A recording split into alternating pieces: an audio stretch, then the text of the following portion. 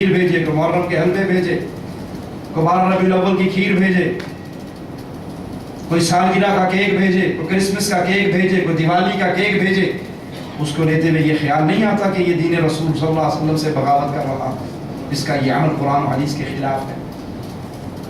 تو جس طرح آپ ایک خراب کھانا لینے کے لیے تیار نہیں، مروت میں بھی لینے کے لیے تیار نہیں کہ چل بھائی وہ غلطی سے پرانا بھیج بھی دیا تو رکھ لے، اگر پتا ہو نا ان کے گھر دیگ پکی ہے اور 4 دن کے بعد چاول آئے ہیں، اگرچہ اس غریب نے نئے چاول بنا کے بھیجو تب بھی کہے گا کھائے نہیں گئے نا، بچ گئے تو اب 4 دن کے بعد ہمیں باسی چاول پھینک کوٹے میں پھینک دو، ٹھیک ہے۔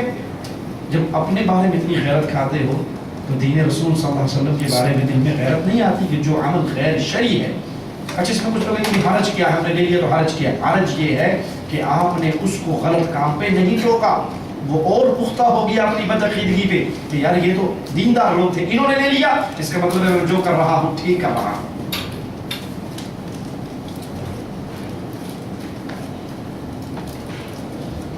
حرمین شریفین میں صلاۃ عصر کے بعد مغرب سے پہلے نماز ادا کر سکتے ہیں۔ مغرب سے پہلے کوئی نفلی نماز نہیں ہے، مغرب سے پہلے کوئی نفلی نماز نہیں ہے، لیکن ہاں علماء کا یہ قول ہے کہ جب آپ مسجد میں جاؤ، چونکہ مسجد کے لیے خاص الگ حکم ہے کہ مسجد میں جب بیٹھنا ہو تو 2 رکعتیں پڑھ کے بیٹھو، یا آپ مغرب سے پہلے عصر کے بعد طواف کر رہے ہو تو طواف کے بارے میں حکم ہے کہ طواف کے بعد 2 رکعتیں ادا کی جائیں، وہ کی جائیں گی۔ عام نوافل عصر کے بعد مغرب سے پہلے ادا نہیں ہوں گے۔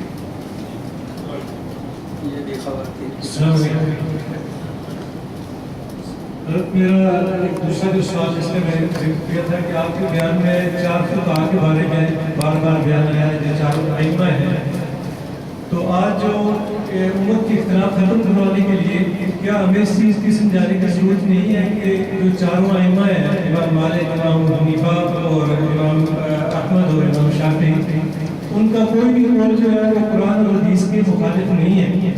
اگر نہیں ہے تو اگر ہمیں اس چیز میں فرق ہے، جیسا آپ نے پہلے فرمایا، وضاحت فرمائی بہت اچھی طریقے سے کہ عقیدہ اور فقہ میں ہمارے لوگوں میں ان کے فقہی اختلاف کو جو ہے وہ اتنا بڑھا چڑھا کر بیان کر دیتے ہیں کہ جیسے دوسرے میں بہت زیادہ اختلاف ہے۔ اگر ایسا طریقہ کیا جائے کہ یہ کہا جائے کہ اگر کسی کا بھی قول لیا جائے، جیسے ہم اگر یہاں 100 آدمی بیٹھے ہیں تو اسی کو ایمان راشدی تو ایک ہی ہے، اس کی بات ہمیں زیادہ سمجھ آتی ہے۔ اگر اسی طریقے سے جتنا وہ قرآن اور حدیث کو جو وہ جنہوں نے سمجھ کر بتایا، اگر ان میں سے کسی کی بات بھی لے لی جائے تو اگر امت کو یہ چیز سمجھائی جائے تو میرا خیال ہے کہ آپ اس کو ذرا اس پر روشنی ڈالیں تو آپ کو اللہ جل خیر دے۔ پیارے بھائی، ائمہ اربعہ یا باقی ائمہ محدثین نے جو اہل ایمان کو درس دیا وہ میں نے پہلے بھی ذکر کیا، امام احمد بن حنبل رحمہ اللہ کے قول کی روشنی میں کہ دین کو وہاں سے لینا جہاں سے ہم نے لیا۔ تو ائمہ اربعہ نے جو بار بار تلقین کی امت کو وہ یہی کی کہ تمہارے اوپر قرآن اور حدیث کی تعلیمات لینا لازم ہے، ٹھیک ہے۔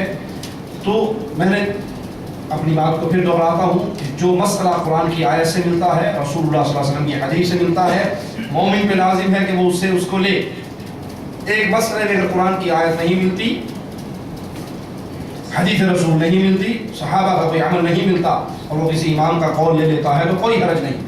اجتہادی مسائل میں ائمہ کا، فقہاء کا قول لینا کوئی حرج نہیں۔ اگر آپ کو کسی مسئلے میں حدیث نہیں مل رہی، نبی صلی اللہ علیہ وسلم کا فرمان نہیں مل رہا، صحابہ کا عمل نہیں مل رہا، لیکن امت کو کسی ایک شخص پہ اس طرح پابند کر دینا کہ آپ فلاں امام کا ہر قول لے لیں، ان کے کوئی قول قرآن و حدیث کے خلاف نہیں ہے، کسی کو اس طرح کہہ دینا کہ آپ فلاں امام کا ہر قول لیں، ہر مسئلہ لے لیں کیونکہ ان کی کوئی بات قرآن و حدیث کے خلاف نہیں ہوتی، یہ نہیں کہا جا سکتا، کیونکہ معصوم صرف محمد رسول اللہ صلی اللہ علیہ وسلم ہے، جن کی ہر بات ٹھیک ہے وہ صرف محمد رسول اللہ صلی اللہ علیہ وسلم ہے۔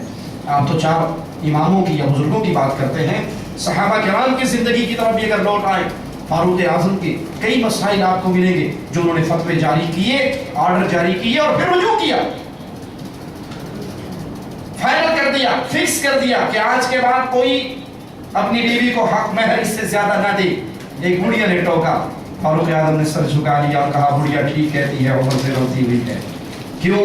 بڑھیا وہ کہتی ہے جو قرآن و حدیث کہہ رہا ہے اور عمر نے وہ کہا ہے جو قرآن و حدیث سے ٹکرا ہے، میں اپنی بات کو واپس لیتا ہوں، بڑھیا کی بات ٹھیک ہے۔ फारूक आजम कहते हैं कोई हज तमत्तो ना करे, सगा बेटा कहता है मैं करूँगा। हम सब सजदे में रखते थे, अल्लाह तुमने इतना प्यारा बेटा दिया कि मुझसे गलती हो जाए तो मेरा बेटा ही मुझे टोक देता है। तो साबित क्या हुआ कि जिसकी हर बात ठीक है वो सिर्फ मोहम्मद रसूलुल्लाह है। सिद्दीक़ अकबर से बड़ा कौन होगा? बुढ़िया आकर पूछती है मरने वाले की विरासत के बारे में, कहते हैं मुझे हदीस रसूल का इल्म नहीं है, मैं अपने बाकी साथियों से पूछूंगा, जब पता लगेगा तुझे हदीस रसूल बता दूंगा। तो खैरे नबी के साथ उम्मत को ऐसे नत्थी नहीं किया जा सकता कि वो जो कहे ले लो, नहीं, ये शान मोहम्मद रसूलुल्लाह। ठीक है, प्यारे नबी सल्लल्लाहु अलैहि वसल्लम ने जो कहा। मसला आज हमारे मुल्कों में जो इफ्तराक और इंतशार का है वो इस वजह से नहीं है कि 4 इमामों को पकड़ लिया और उस पर इख्तलाफ हो गया। अकीदे की यानी इस्लाम की जो बुनियाद असास है, मोटी मोटी चीजें जो हैं, उस पर ये 4 इमाम इकट्ठे हैं। कोई इमाम शिर्क की दावत नहीं देता। इमाम अबू हनीफा ने शिर्क की दावत नहीं दी, फिक़ही मसाइल को साइड पे कर दो, अकीदे पे आइए। हमारे मुल्कों में ज्यादा बड़ा इख्तलाफ तो अकीदे का है। इमाम अबू हनीफा ने शिर्क की दावत नहीं दी, लेकिन जो कब्र पे सजदा कर रहा है बरेलवी, वो भी हनफी कहलाता है अपने आप को। जो अकीदा वहदतुल वजूद पे ईमान रखता है देवबंदी, वो भी अपने आप को हनफी कहलाता है। बल्कि पिछले दिनों मुझे दारुल उलूम देवबंद का एक फतवा मिला जो मेरे पास मौजूद है, जो भाई चाहे उसको दे सकता हूँ। मैंने अपनी बात सीढ़ियों में वो डाला भी है। दारुल उलूम देवबंद के मुफ्तियों से सवाल किया गया कि बरेलवी और देवबंदी में क्या फ़र्क है। तो 3 मुफ्तियों ने साइन किए, मोहर लगाई। दारुल उलूम देवबंद की अगर वेबसाइट आप चेक करें तो वेबसाइट में भी ये फतवा पड़ा है, मैंने वहाँ से डाउनलोड किया, मुझे किसी ने भेजा, फिर मैंने ओरिजिनल वेबसाइट से भी किसी ने मुझे उसका लिंक भी भेजा कि इस वेबसाइट पे फतवा मौजूद है। उनसे पूछा गया देवबंदी और बरेलवी में क्या फ़र्क है, तो दारुल उलूम देवबंद के 3 मौजूदा बुजुर्गों ने फतवा दिया कि बरेलवी और देवबंदी दोनों इमाम अबू हनीफा के मुक़ल्लिद हैं। बरेलवी और देवबंदी दोनों अकीदे में अबू मंसूर मातुरीदी के और अबुल हसन अशअरी के मुक़ल्लिद हैं, और देवबंदी और बरेलवी दोनों तसव्वुफ के मामले में नक्शबंदी और चिश्ती और कादरी और सोहरवर्दी है। हमारे दरमियान असूल का कोई इख्तलाफ नहीं है। बज़ाहिर छोटा सा इख्तलाफ ये है कि देवबंदी जो है सुन्नत को पसंद करते हैं, बरेलवी बिदअत को पसंद करते हैं। असूल और अकीदे में हम एक हैं। नहीं प्यारे भाई, इमाम अबू हनीफा ने कब्रों को पक्का करने का हुक्म नहीं दिया। इमाम अबू हनीफा से अकीदा वहदतुल वजूद साबित नहीं है। इमाम अबू हनीफा रहमतुल्लाह अलैह से कब्रों का तवाफ साबित नहीं है। इमाम अबू हनीफा से ये अकीदा साबित नहीं कि कब्र में जो जिंदा है वो जानता है, वो सुन रहा है। जैसे उलमा देवबंद की किताब अल-मुहन्नब में लिखा हुआ है कि बुजुर्ग और अंबिया अपनी कब्रों में जिंदा है, उनकी जिंदगी दुनियावी जिंदगी है। अल्लाह की कसम ये फतवा इमाम अबू हनीफा रहमतुल्लाह अलैह से साबित नहीं है। अगर उम्मत अकीदे में 4 इमामों की इकट्ठी हो जाए तब भी इख्तिलाफ खत्म हो सकता है। मसला ये है कि हमने मर्जी की बातें ली है, मीठा मीठा हा कोड़ा कोड़ा थू थू। अबू हनीफा से अकीदा नहीं लिया, अबू हनीफा से अकीदा नहीं लिया। अकीदे में अबू मंसूर मातुरीदी को पकड़ा, अबुल हसन अशअरी को क्यों पकड़ा? जब हम ये कहते हैं कि इमाम अबू हनीफा गुलूफ करते हुए यहाँ तक कह देते हैं कि इमाम आज़म सबसे बड़े इमाम, हालांकि याद रखना चाहिए इमाम आज़म सिर्फ मोहम्मद रसूलुल्लाह सल्लल्लाहु अलैहि वसल्लम। इमाम आज़म सुपरलेटिव डिग्री है, सबसे बड़े इमाम मोहम्मद रसूलुल्लाह। कायदे आज़म, लोग कहते हैं मोहम्मद अली जिन्ना साहब कायदे आज़म है, झूठ है। कायदे आज़म सिर्फ मोहम्मद रसूलुल्लाह, सबसे बड़े कायद, सबसे बड़े रहबर, सबसे बड़े इमाम मोहम्मद रसूलुल्लाह सल्लल्लाहु अलैहि वसल्लम। जब हमने मान लिया अबू हनीफा रहमतुल्लाह अलैह के बारे में कि वो बहुत बड़े इमाम है, हम फिक़ही मसाइल सारे इमाम साहब से लेंगे तो अकीदा इमाम साहब से क्यों नहीं लेते? मैं मिसाल देता हूँ। इमाम साहब से किसी ने पूछा कि कोई शख्स ये कहे मुझे नहीं पता अल्लाह कहाँ है, मुझे नहीं पता अल्लाह कहाँ है। आज हमारे इंडिया पाकिस्तान में मशहूर है अल्लाह हर जगह पे है, अल्लाह हर जगह पे है, अल्लाह हाजिर है। नऊज़ु बिल्लाह, अल्लाह अपनी ज़ात के तबार से हर जगह पे नहीं है। और रहमान अल अर्श इस्तवा, रहमान कहाँ है? अर्श पर। रहमान कहाँ है? अर्श पर। उसका इल्म, उसकी कुदरत, उसका कंट्रोल, उसकी हुकूमत वो हर जगह पे है। जर्रे जर्रे को उस मालिक ने घेरा हुआ है। काली सिया चूंटी, काली सिया रात, काली सिया पहाड़ की जड़ में भी चलती है तो अल्लाह उसको वहाँ पे देख भी रहा है, रिज़्क़ दे भी रहा है, उसके पाँव की छाप को अपने अर्श पे सुन भी रहा है कहाँ? अर्श पर। अमिनतुम मन फिस समा, आसमानों के ऊपर अपने अर्श पे है। कैसे है? जैसे उसकी शान को लायक है। लैसा कमिस्लिही शै, उसकी कोई मिसाल नहीं पेश हो सकती। इमाम साहब से पूछा गया मैं नहीं जानता अल्लाह कहाँ है। कोई ये कहे अल्लाह अर्श पे तो है लेकिन मुझे नहीं पता अल्लाह का अर्श जमीन पे है या आसमान पे है, तो इमाम साहब ने उसे काफिर कहा। इमाम साहब ने उसे, इमाम अबू हनीफा ने उसे काफिर कहा। काफिर कहा। जो ये कहे कि अल्लाह आसमान पे नहीं, इसका इनकार करे, उसे काफिर कहा। तो آج مسئلہ یہ ہے کہ ہم نے اپنی پسند کے مولویوں کو اکٹھا کر کے دین بنا لیا ہے. ایک مسئلہ اس سے لے لیا, ایک اس سے لے لیا, ایک اس سے لے لیا, مگر نہ ائمہ اربع عقائد میں اکٹھے ہیں. اگر امت عقائد میں اس پر اکٹھی ہو جائے تب بھی اختلاف امت کا 80% ختم ہو جائے گا.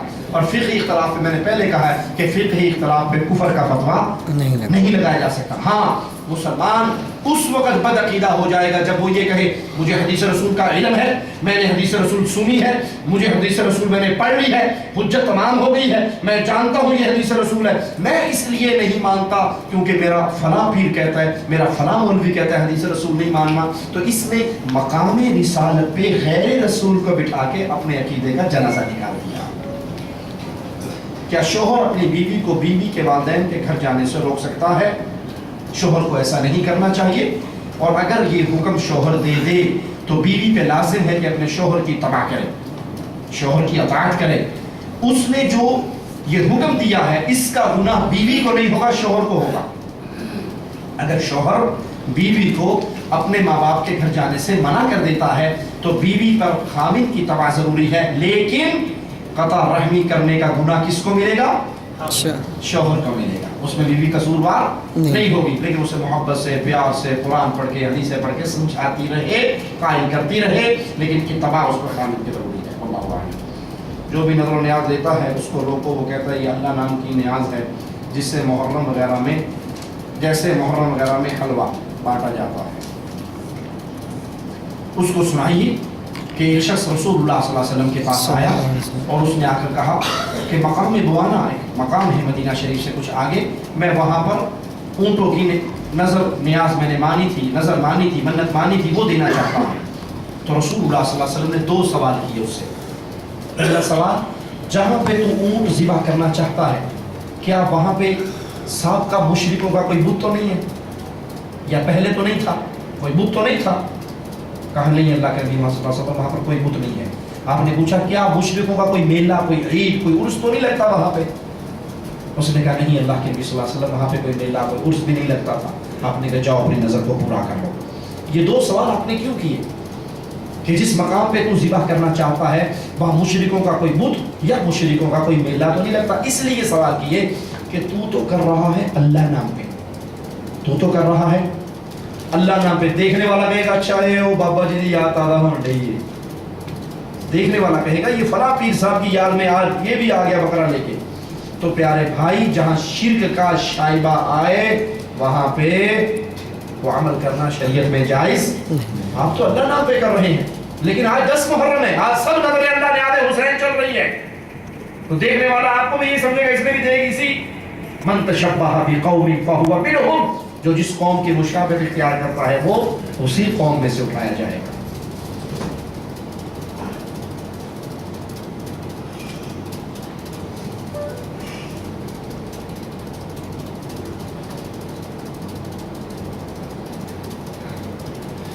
حدیث میں شوہر کے حقوق کا آیا ہے کہ اگر شوہر اپنی بیوی کو بستر پہ بلائے اور عورت انکار کرے تو فرشتے بیوی پر لعنت کرتے ہیں.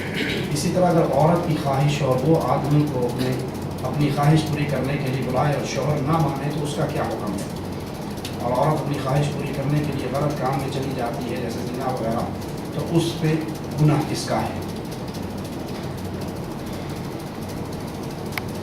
اگر شوہر اپنی بیوی کو بلاتا ہے اور وہ نہیں آتی تو اس پہ ملائکہ لعنت کرتے ہیں, درست ہے.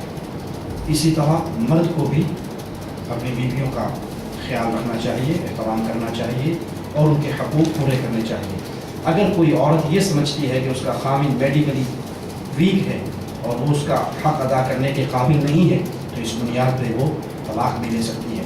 سیدنا فاروق اعظم کے پاس اسی طرح کا ایک مسئلہ آیا تھا جس میں ایک عورت نے شکایت کی تھی. تو اس مرد نے کہا تھا کہ میں مہینے میں 1 دفعہ یہ کام کرتا ہوں, تو آپ نے اس کو برقرار رکھا تھا. آپ نے اس کو برقرار رکھا تھا کہ یہ اگر 1 مہینے میں کام کرتا ہے تو اس کا حق ادا کیا جا رہا ہے اور اس کا حق پورا ہو رہا ہے. اور اگر کوئی اور سمجھتی ہے کہ یہ میرا حق ادا کرنے کے قابل نہیں تو پھر بجائے وہ گناہ کی طرف جانے کے, گناہ کرے گی تو عقل مند ہے, گناہ کرے گی تو عقل مند ہے, خود گناہ گار ہوگی, اس کا راستہ یہ ہے کہ اس کے عقد سے آزاد ہو جائے, اس کے نکاح سے آزاد ہو جائے اور کہیں اور پہ شادی کر لے.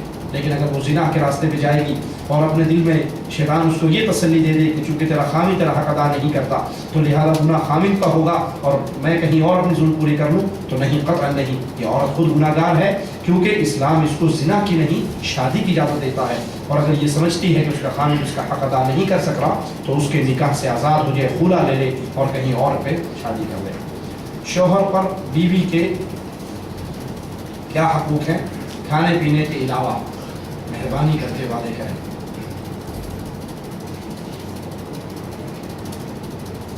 شوہر پر بیوی کے حقوق میں سے یہ ہے کہ جو کھائے وہ اس کو کھلائے، جو پہنے اس کو پہنائے، اس کو اچھا لباس دے، اچھی رہائش دے، اس کے ساتھ اچھا برتاؤ کرے، اچھی زبان اختیار کرے۔ نبی صلی اللہ علیہ وسلم نے فرمایا تم میں سے بہترین وہ ہے جو اپنی بیویوں کے ساتھ بہترین ہے، اور میں اپنی بیویوں کے ساتھ بہترین ہوں۔ اپنی بیویوں کے ہاتھ بٹائے، اگر وہ فارغ ہے اور دیکھ رہا ہے گھر میں مہمان آئے ہوئے تھے، بیوی نے اٹھ کے کھانا پکایا، بریانی پکائی، اب بریانی بناتے ہوئے برتن کتنے لگتے ہیں آپ کو پتہ ہی ہے، تو اگر بیوی ادھر لگی ہوئی ہے تو خامد کا کوئی حرج نہیں اٹھ کے اگر برتن دھو دیتا ہے، اس کے پاس وقت ہے۔ اور وہ نبی صلی اللہ علیہ وسلم کے بارے میں سیدہ عائشہ سے پوچھا گیا رضی اللہ عنہا، اللہ کے نبی صلی اللہ علیہ وسلم گھر میں کیا کرتے تھے؟ کہا بیویوں کی خدمت میں لگے رہتے تھے، ہاں جب اذان ہوتی تھی تو پھر اٹھ کر اللہ کے گھر کی طرف چلے جایا کرتے تھے۔ عجیب معاملہ ہے، مرد سارا کام بازار میں کرتے ہیں، بازار میں روٹی کون پکاتا ہے؟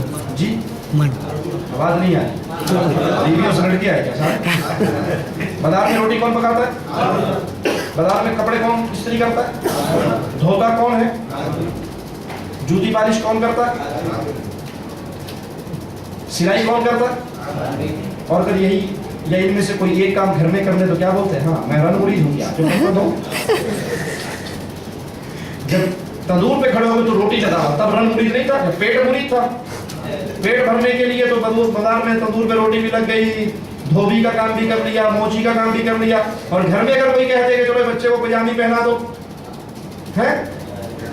بیویوں کے ذمے گھر کے اندر کا کام ہے، خامدوں کے ذمے گھر کے باہر کا کام ہے، لیکن اگر خامد کبھی کبھار موجود ہے، یہ نہ ہو ذرا سننے کے بعد جاؤ تو رات سے ڈیوٹی ہی لگا دے میری بہنیں کہ شیخ صاحب نے کہا تھا برتن تم دھویا کرو روٹی میں کھایا کرو، یہ تقسیم نہ کر لینا۔